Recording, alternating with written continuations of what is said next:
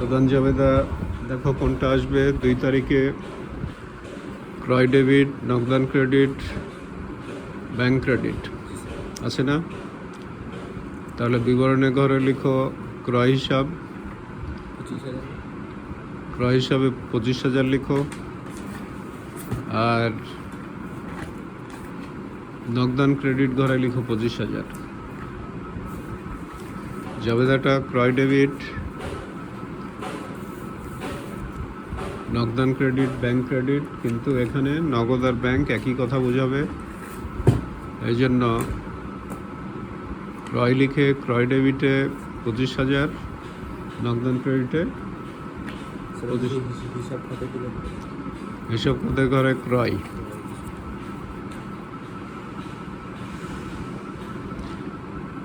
ক্রয় লিখে ক্রয় ডেবিটে 25,000, নগদান ক্রেডিটে 25,000। 10 তারিখে জাবেদা উত্তোলন ডেবিট, নগদান ক্রেডিট। হিসাব খাতে ঘরে লিখো উত্তোলন।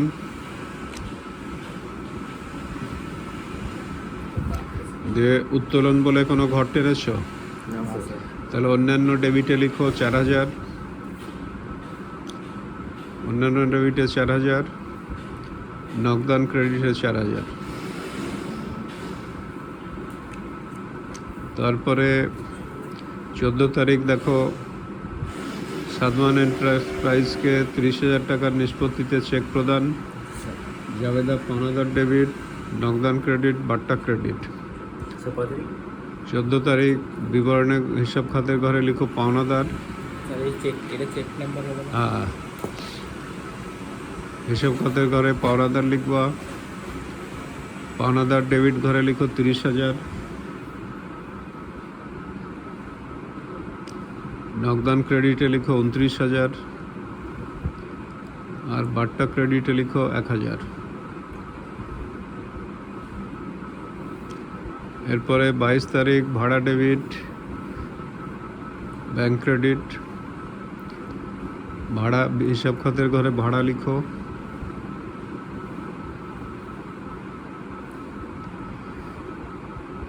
অন্যান্য ডেবিট ঘরে লিখো ভাড়া হিসাব ডেবিট। কি কোনো ঘর আছে? অন্যান্য ডেবিট ঘরে লিখো। অন্যান্য ডেবিট ঘরে লিখো 20,000, নগদান ক্রেডিট ঘরে লিখো 20,000। নিচের লেনদেনগুলো নগদ প্রাপ্তি জাবেদায় গেছে, অতএব এখানে আসবে না। এবার প্রত্যেকটা কলাম যোগ করো। যোগ করে দেখো যে ডেবিট ঘরগুলোর যোগফল আর ক্রেডিট ঘরগুলোর যোগফল সমান হবে।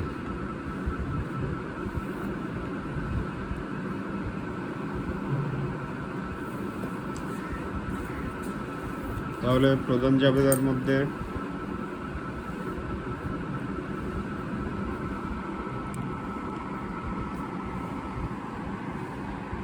জাবেদার মধ্যে যাচ্ছে প্রধানগুলো,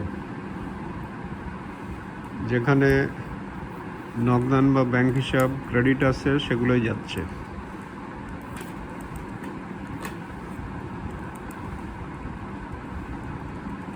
আর এখানে খেয়াল রাখতে হবে যে কোনো কন্ট্রা এন্ট্রি আসবে না।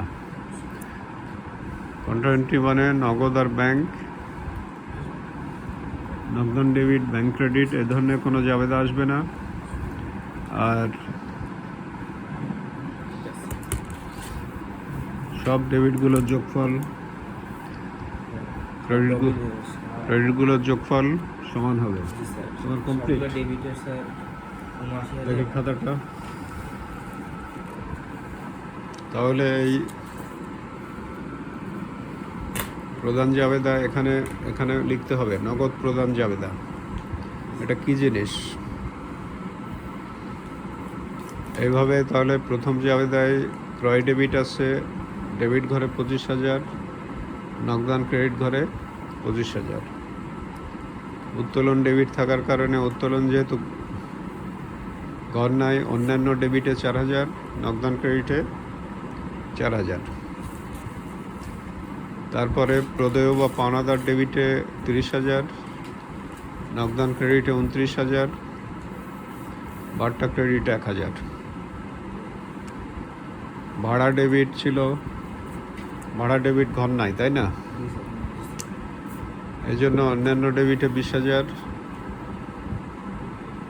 নগদান ক্রেডিটে 20,000। তারপর ডেবিট ঘরগুলোর সমষ্টি দেখা যাচ্ছে এখানে 25,000, 30,000 আর 24,000 মিলে টোটাল হয় 79,000।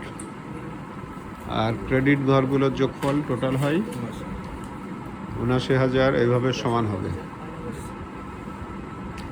এরপরে কোনো কোশ্চেন থাকলে বলো।